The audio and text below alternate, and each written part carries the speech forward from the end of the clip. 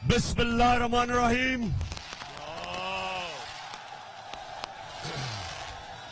बस इय्याका नअबुदु व इय्याका नस्तईन। अल्लाह अल्लाह तेरी इबादत करते हैं, अल्लाह तेरे से मदद मांगते हैं। किसी इंसान के सामने हम अपना सर नहीं झुकाते और किसी सुपर पावर के सामने हम नहीं झुकते। हम मोहम्मद सल्लल्लाहु अलैहि वसल्लम के उम्मत, हम उसके उम्मत से हैं। हम दुनिया की सबसे अजीम लीडर, हम उसकी उम्मत से हैं। हम किसी के सामने नहीं झुकते। और सियालकोट मैं सबसे पहले तो ये जो आज हरकत की नवाज शरीफ की नून लीग ने,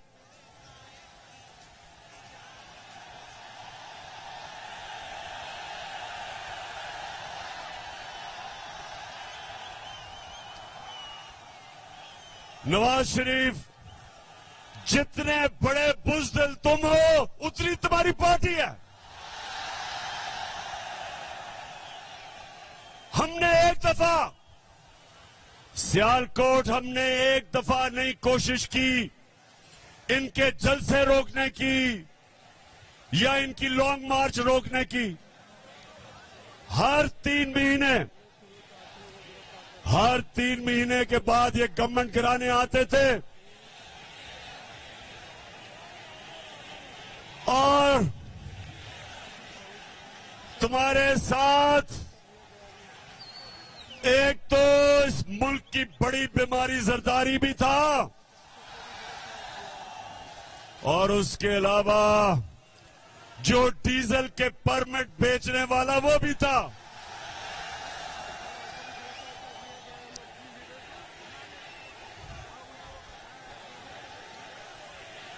सियालकोट, पहले तो मैं आपके जुनून को सलाम करता हूं। मुझे 1 घंटा लगा यहां पहुंचने के लिए क्योंकि सारे रास्ते बंद हैं। काफले आ रहे हैं इस तरफ जो पहुंच नहीं सकते क्योंकि इन्होंने एक साजिश के तहत हमें बड़ी ग्राउंड में जलसा करने के लिए रोका ताकि ये समझते थे कि एक ही सड़क है, लोग ही नहीं पहुंच सकेंगे। तो नवाज, तुम्हारी और तुम्हारी पार्टी बुज़दिल भी है। तुमने कभी जिंदगी में एक काम ईमानदारी से नहीं किया। ये जब क्रिकेट खेलता था तो अपना अंपायर खड़ा करके क्रिकेट भी खेलता था।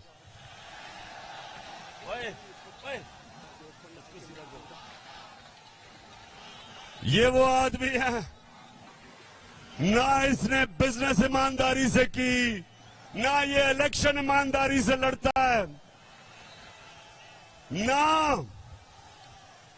ना इसने आज तक सच बोला। मुशर्रफ के दौर में दुम दुमा के भागा बाहर झूठ बोल के कि कोई मुआहदा नहीं किया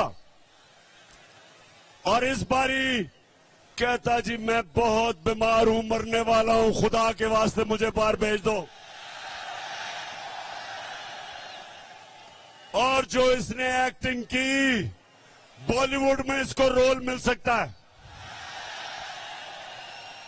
लगता था पता नहीं वो सीढ़ियां चढ़ के जहाज पे भी पहुंचेगा। और जैसे ही इसने जहाज देखा तो एकदम फुर्ती आ गई और जब लंदन की हवा लगी तो सारी बीमारियां खत्म। और वहां बैठ के हर किस्म की पाकिस्तान के खिलाफ साजिश की इसने। और दूसरा, ख्वाजा वेंटिलेटर कहता हमारा मुल्क वेंटिलेटर पे है, इसलिए हमें अमेरिका के जूते पॉलिश करने हैं। ख्वाजा वेंटिलेटर, इस मुल्क को वेंटिलेटर पे किसने डाला? हमें तो सिर्फ 3.5 साल की हुकूमत मिली थी। तुम दोनों खानदान शरीफों के और जरदारियों के 30 साल तुमने इस मुल्क पे हुकूमत की है। वेंटिलेटर पे तो तुमने मुल्क को लूट लूट के पैसा बाहर ले जाके आज हमारे मुल्क को मकरूज किया। और फिर तुम्हारा जो cherry blossom boot polish Shahbaz Sharif, वो कहता है कि बेगर्स आर नॉट चूजर्स। मतलब कि क्योंकि हम बेकारी हैं, हमें गुलामी करनी पड़ेगी अमेरिका की। सियालकोट के लोगों, मुझे ये बताओ कि क्या आपको अमेरिका की गुलामी कबूल है?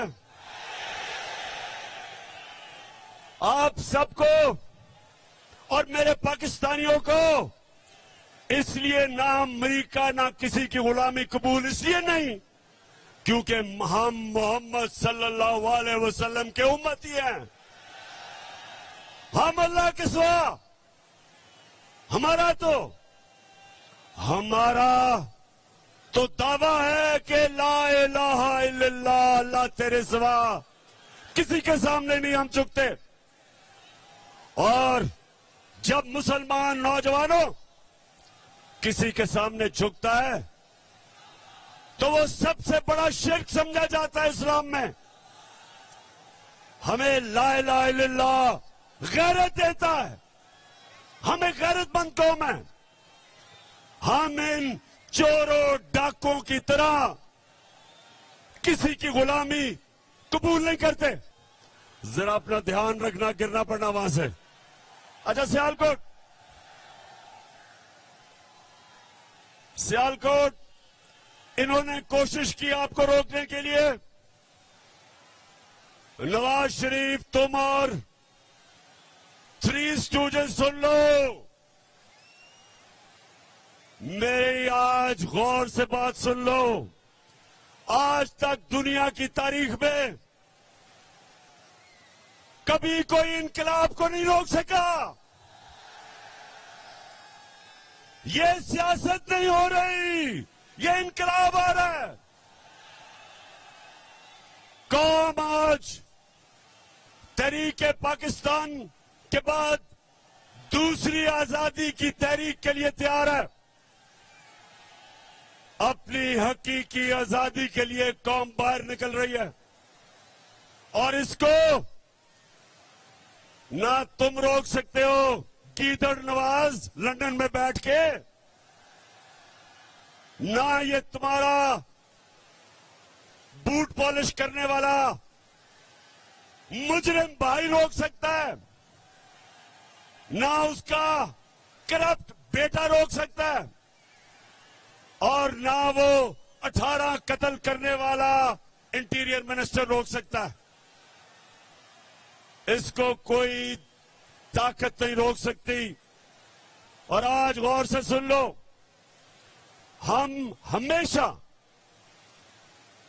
मेरी जमात ने हमेशा पुरअमन एहतजाज किया है। इंशाअल्लाह जब हम इस्लामाबाद पहुंचेंगे हम पुरअमन रहेंगे। लेकिन ये गौर से सुन लो कि अगर तुमने जो आज हरकत की है, अगर तुम ये हरकत करोगे और इंतशार फैलाने की कोशिश करोगे तो तुम्हें किसी को छुपने की जगह नहीं मिलेगी पाकिस्तान में। मैं आज अब सियालकोट के लोगों जरा गौर से मेरी बात सुनना, आराम से, आराम से पहले बात सुना मेरी। बड़ी अहम बात करने लगा हूं, खामोशी से सुने। मेरे खिलाफ बंद कमरों के अंदर, मुल्क से बाहर और मुल्क के अंदर एक साजिश हो रही है, और वो साजिश ये है कि वो चाहते हैं कि इमरान खान की जान ले ली जाए।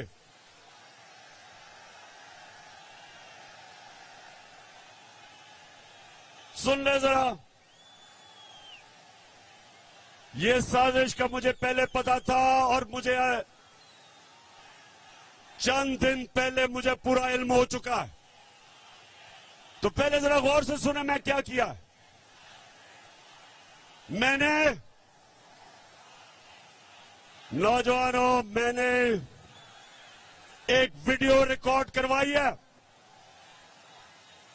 मैंने ये वीडियो रिकॉर्ड करवा के एक महफूज जगह पे रख दी है कि अगर मुझे कुछ होगा, ये वीडियो सारी कौम के सामने आएगी।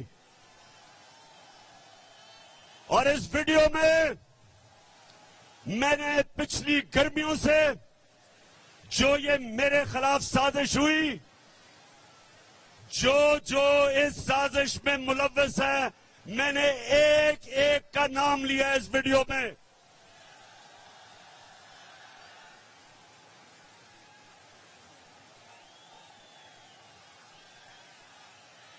देखिए, फिर से सुन लें और चुप करके सुने, मैं आपके सामने अहम बात कर रहा हूं। मैंने वीडियो रिकॉर्ड करवाई है, साजिश है, और साजिश ये है कि उन्होंने समझा है कि ये इमरान खान हमारे रास्ते में रुकावट है और इसको हटाना चाहिए। मुझे मारने की साजिश है, और इसलिए मैंने ये वीडियो रिकॉर्ड करवाई है, क्योंकि मैं तो इसको जहाद समझता हूं, मैं तो सियासत नहीं समझता। मैं तो अपने अल्लाह के लिए लड़ रहा हूं।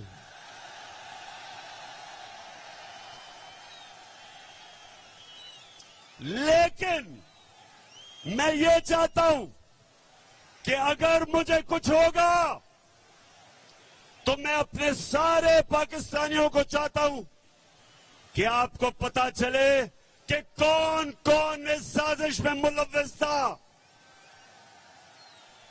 बाहर बैठ के कौन इस साजिश का किरदार था, और मेरे मुल्क में बैठ के किस किसने साजिश की, इनमें सबके मैंने नाम लिए हैं। बस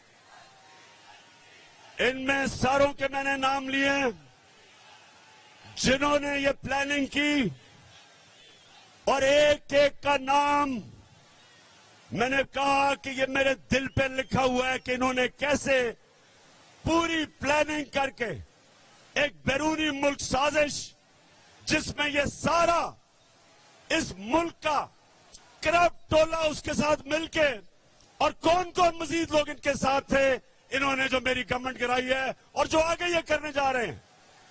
मैं ये इसलिए, मेरे पाकिस्तानियों, मैंने ये इसलिए वीडियो रिकॉर्ड करवाई है कि इस मुल्क की तारीख है कि कभी ताकतवर को कानून के नीचे नहीं लाया जाता, कभी ताकतवर का एहतसाब नहीं होता, हमेशा ताकतवर बच जाता है और किसी और के नाम पे जो भी कत्ल होता लगता है। मैं इसलिए ये वीडियो रिकॉर्ड करवा रहा हूं, करवा के रखी हुई है, महफूज रखी हुई है। मैंने सिर्फ इसलिए रखी है कि मैं ये चाहता हूं कि इस बारी इस मुल्क का इंसाफ का निजाम, इस मुल्क की तारीख है, कभी इन्होंने नहीं किसी को पकड़ा जो ताकतवर मुजरिम हो, सिर्फ कमजोरों को पकड़ा जाता है। इसलिए ये लियाकत अली खान के जमाने से लेके अब तक कोई ताकतवर मुजरिम नहीं पकड़ा गया। इसलिए मैं चाहता हूं कि मेरी कौम के सामने सब की शक्लें आए कि कौन कौन इस मुल्क से गद्दारी कर रहा था, किस किसने गद्दारी की। और मैं दूसरी बात करता हूं, और मैं फिर अपने इंसाफ के निजाम को आपके सामने रखता हूं कि मैंने 3.5 साल में पूरी कोशिश की कि जो 30 साल से मुल्क को लूट रहे थे इनको सजाएं हो, इनके खिलाफ एक्शन लिया जाए। लेकिन जो जो इस मुल्क के ताकतवर ओहदों पे बैठे थे, जिन्होंने इंसाफ करना था, वो करप्शन को बुरा नहीं समझते थे। वो ताकतवर की करप्शन को वो बुरा नहीं समझते। वो एक्सेप्ट कर बैठे हैं कि इस मुल्क में ताकतवर लोग चोरी करेंगे और कोई पकड़ेगा नहीं। सियालकोट के लोगों, मेरे नबी सल्लल्लाहु अलैहि वसल्लम ने आज से 1500 साल पहले तकरीबन तब ये कहा था कि वो कौमें तबाह हो जाती हैं जिधर छोटा चोर जेल में जाता है और बड़े डाकू को आप नहीं पकड़ते। ये है हमारा तबाही का रास्ता। मैंने जो आपको इस्लामाबाद में बुलाया एक वजह से कि अगर आप नहीं निकलेंगे, अगर ये डाकुओं के खिलाफ जिन्होंने साजिश के तहत आज मुल्क के ऊपर बैठे हुए हैं, अगर आप इनके खिलाफ अब नहीं निकलेंगे मेरे पाकिस्तानियों, ये मुल्क तबाह हो जाएगा। क्योंकि मेरे नबी ने कह दिया था कि जब आप ताकतवर मुजरिमों को, डाकुओं को नहीं पकड़ते और सिर्फ छोटे चोरों को पकड़ते हैं, वो मुल्क बचता नहीं है। हजरत अली रज़ियल्लाहु ताला ने इनके ऐसे ममालिक के जो ताकतवर डाकुओं को नहीं पकड़ सकते उनके मुतालिक कहा कि कुफर का निजाम चल जाएगा, लेकिन जुल्म और नाइंसाफी का निजाम नहीं चल सकता। हमारे सामने तबाही है। अगर हम सब एक कौम बन के नहीं निकले और अगर हमने इनके खिलाफ जहाद ना की, मेरे पाकिस्तानियों, आपके और आपके बच्चों का कोई मुस्तकबिल नहीं है। जो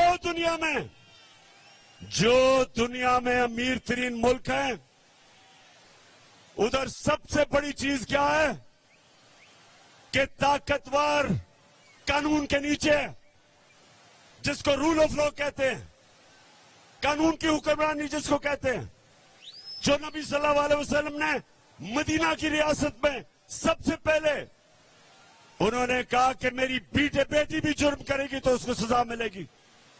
जब तक एक माशरा खुशहाल नहीं हो सकता, जब तक आप ताकतवर डाकू को नहीं पकड़ते। ये है हमारी जहाद। और सियालकोट के लोगों, आपने, जब मैं 20 के बाद कॉल दूंगा, आपने सब इस्लामाबाद पहुंचना है। आपने ना फिक्र करनी है कि गर्मी है। जब पाकिस्तान आजाद हुआ था तो यहां सियालकोट अपने जरा बड़ों से पूछो कि क्या मुहाजिर जो बाहर से हिंदुस्तान से आए थे उनकी कभी कहानियां सुनी है? बड़ों से सुने। मैं जब लाहौर में बड़ा हो रहा था, जो भी वहां से आए थे, पंजाब से, ईस्ट पंजाब से, जो कत्लेआम हुई थी मुसलमानों की, औरतों की, बच्चों की, लाखों लोग कुर्बान हुए थे इस मुल्क बनाने के लिए। और आज मैं अपनी कौम से वही कुर्बानी मांग रहा हूं, अपने आप को हकीकी आजादी देने के लिए इन चोरों से, इन अमेरिकियों के गुलामों से। आपने ना गर्मी देखनी है, ना आपने देखना है कि रास्ते में रुकावटें हैं, ना कंटेनर देखना है। नौजवानों, आपका जुनून इन सारे कंटेनर्स और जो भी रुकावटें, इसको बहा के ले जाएगा। मैं अपने नौजवानों से खास तौर पे आज कह रहा हूं कि तैयारी करें। इन्होंने 2 दिन पहले ट्रांसपोर्ट बंद कर देनी है, इन्होंने पेट्रोल बंद कर देना है, इन्होंने इंटरनेट बंद कर देनी है। उससे पहले तैयारी करें और ये देखेंगे इंशाअल्लाह। तैयार हो जाओ, चेरी ब्लॉसम तैयार हो जाओ, ख्वाजा वेंटिलेटर तैयार हो जाओ, 18 कत्ल करने वाले वजीर तैयार हो जाओ, सब तैयार हो जाओ। अवाम का समुंदर आने वाला है इस्लामाबाद। तो सियालकोट, सुना मेरी बात, ये जो मुल्क से हुआ है, अब जरा गौर से सुनो। और मैं आज अपनी अदलिया से बड़ी आजिज़ी से आपसे एक सवाल पूछ रहा हूं। अपने सियालकोट और पाकिस्तानी कौम के सामने मैं अपनी अदलिया से फिर कहता हूं, बड़ी आजिज़ी से सवाल पूछता हूं। बड़ा अच्छा किया आपने सुओ मोटो एक्शन ले लिया इतवार को। आपको कोई बहुत ही खतरा होगा इमरान खान से कि 12 बजे अदालतें भी खोल दी, चले ठीक है।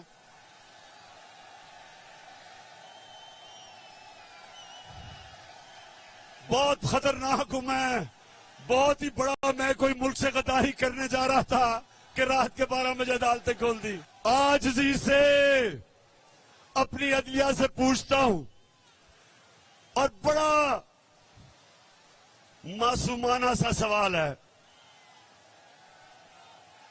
कि शहबाज शरीफ, इसका बेटा हमजा शरीफ और जो मफरूर बेटा हुआ है सलमान शहबाज, 24 अरब रुपए के इनके ऊपर एफआईए के केसेस हैं। सुने जरा सियालकोट, 24 अरब रुपए के केसेस हैं।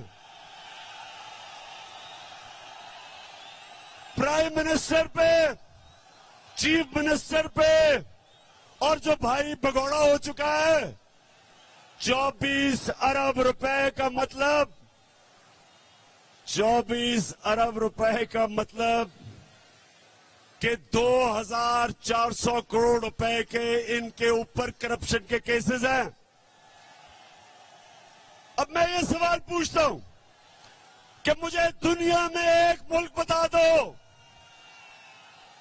कि एफआईए इन्वेस्टिगेट करके आपके ऊपर ये केसेस बनाती है और इक्तदार में आके आप उसी एफआईए के ऊपर बैठ के और सबसे पहले सारे वो लोग जिन्होंने केसेस बनाए उनको फारिग करते हैं। और फिर और मैं सलाम करता हूं डॉक्टर रिजवान आपको कि एक जबरदस्त एफआईए का ऑफिसर जिसमें दिलेरी थी, जो दलेर आदमी था, जिसने शरीफ माफिया के खिलाफ कार्रवाई करके मकसूद चपड़ासी के बैंक अकाउंट में और नौकरों के बैंक अकाउंट में 16 अरब रुपए पकड़े। और फिर क्या हुआ, डॉक्टर रिजवान के ऊपर दबाव डाला गया, हमजा शरीफ ने उसको धमकियां दी और वो डॉक्टर रिजवान शदीद दबाव में था और उसको हार्ट अटैक हुआ, मर गया। कल क्या हुआ है, जो दूसरा ऑफिसर ये शहबाज शरीफ का एफआईए का केस इन्वेस्टिगेट कर रहा था, उसका नाम नदीम अख्तर था, उसको कल हार्ट अटैक हो गया। सियालकोट, उसको भी हार्ट अटैक हो गया कल। मैं ये सवाल पूछता हूं कि ये कैसे है कि माफिया का जो इन्वेस्टिगेट करता है उनके ऊपर किस तरह का दबाव है? किधर है मेरी अदालतें? आपका काम है इनकी हिफाजत करना। कौन आगे से इस मुल्क के कौन से सरकारी नौकर, कौन सी एफआईए, कौन सी एफबीआर, कौन से पुलिस ऑफिसर कभी भी आपके सामने खड़े होंगे? इस मुल्क के इदारे कैसे ताकतवर मुजरिमों के सामने खड़े होंगे? पहले ही डरते थे, और अब जब फिर साजिश के तहत इन मुजरिमों को ऊपर मुलव्वस कर दिया, तो अब मुझे सवाल पूछता हूं अपनी अतिया से, कौन इस मुल्क के इदारों की हिफाजत करेगा?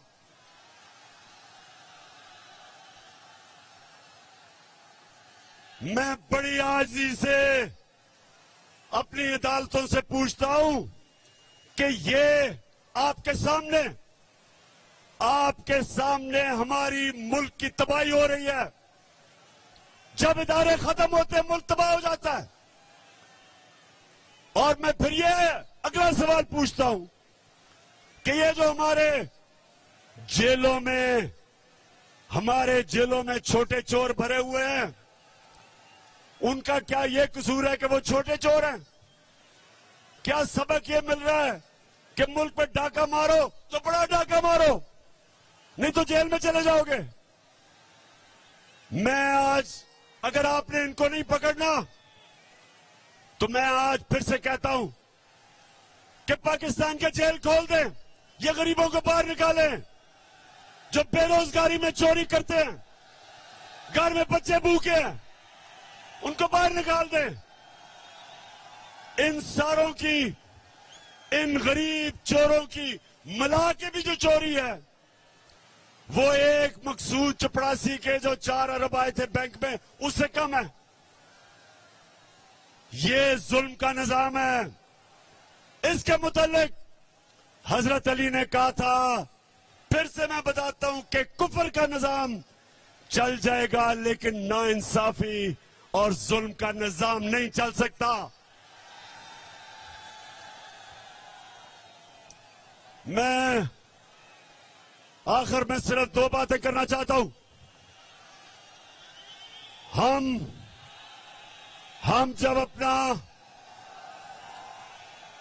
हमने जब पाकिस्तान में, सुनो नौजवानों, आखिरी 2 बातें,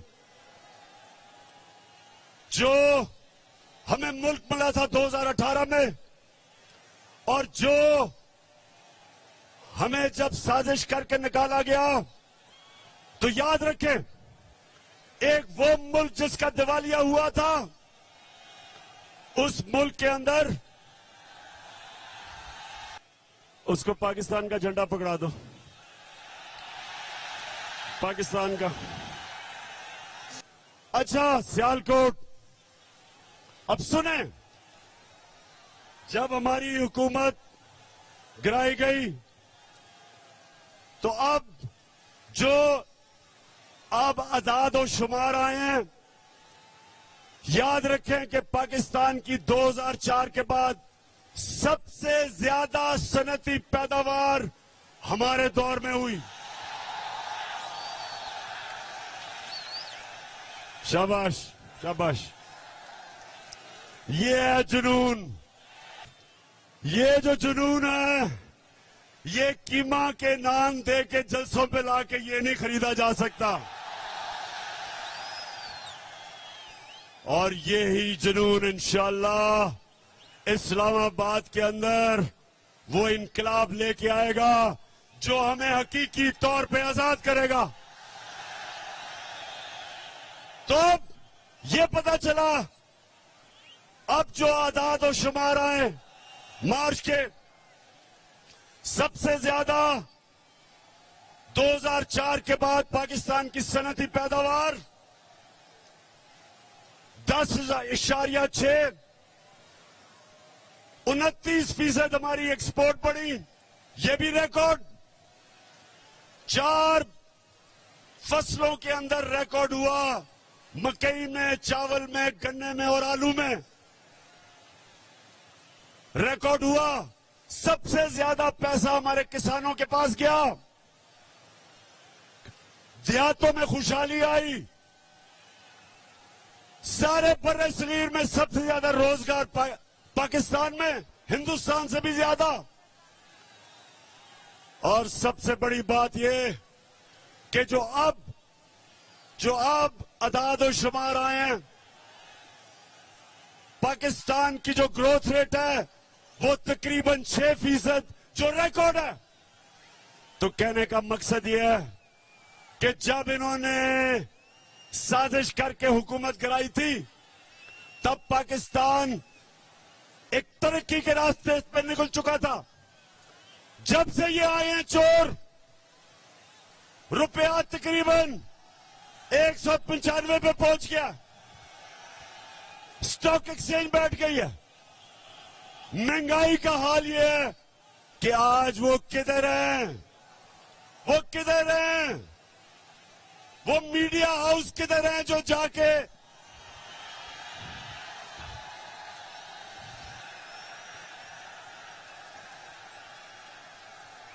अब्बास, जो भी हो गिरना पड़ना खुदा का वास्ता है।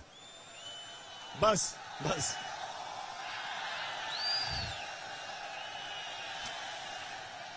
माशाअल्लाह माशाअल्लाह। इस्लामाबाद में सियालकोट की पूरी तैयारी है इस्लामाबाद के लिए। अच्छा, तो अब ये मुल्क का दिवालिया निकाल रहे हैं, रुपया गिर रहा है, फॉरेन एक्सचेंज नीचे जा रहे हैं। अब ये क्या करेंगे? अमेरिका के पास जाएंगे और अमेरिका से भीख मांगेंगे कि हमें पैसे दो, हमें बचाओ। बिलावल जा रहा है अमेरिका।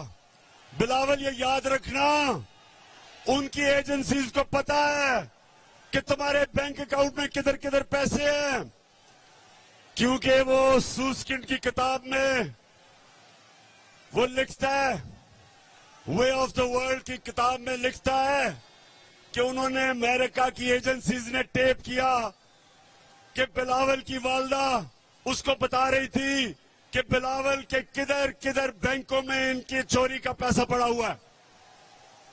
तो तुम उनके सामने आंखों में आंखें देख के बात नहीं करोगे, क्योंकि उनको पता है तो नवाज शरीफ की तरह कि तुमने पैसा किधर छुपाया हुआ है।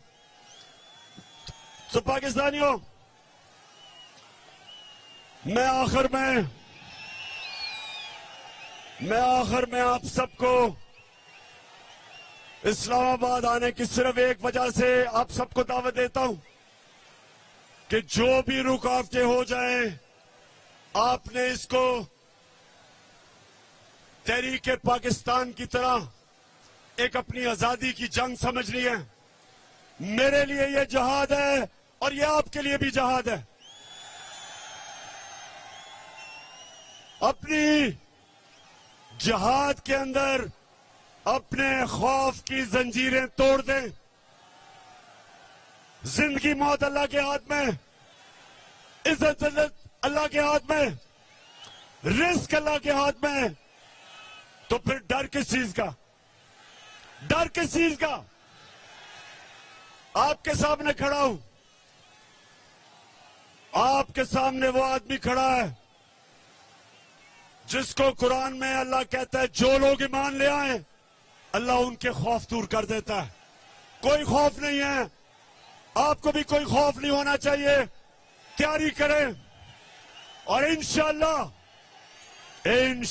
इस्लामाबाद में मुलाकात होगी। उमर और उस्मान डार, जिस तरह आज आपने ये डाकुओं का मुकाबला किया, मैं आज आपको खराज तहसीन पेश करता हूं।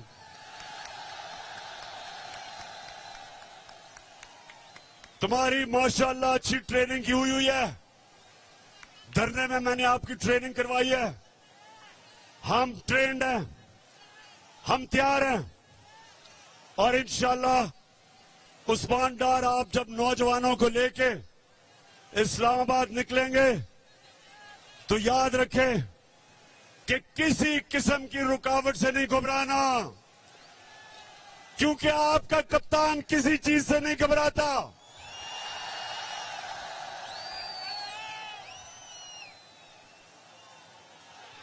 पाकिस्तान जिंदाबाद, पाकिस्तान फायदाबाद। इमरान खान ने सियालकोट में जलसे से खिताब किया है। उन्होंने इस खिताब में ये कहा कि उन्हें कत्ल करने की साजिश हो रही है। उन्होंने मुमकिन जिम्मेदारों के नामों के साथ वीडियो रिकॉर्ड करवा दी है। उन्हें कत्ल करने की साजिश करने वालों के नामों के साथ वीडियो रिकॉर्ड करवा के महफूज जगह पर रखवा दी है। मौजूदा हुकूमत पर उन्होंने सख्त तनकीद की। ख्वाजा आसिफ को तनकीद का निशाना बनाया, राना सनाउल्लाह को तनकीद का निशाना बनाया, साबिक वज़ीर आज़म नवाज शरीफ और मौजूदा वज़ीर आज़म शहबाज शरीफ को सख्त तनकीद का निशाना बनाया। इमरान खान ने कहा कि वो चाहते हैं कि उन्हें कुछ हो तो आवाम को पता चल जाए कि कौन कौन लोग उनके खिलाफ साजिश कर रहे हैं।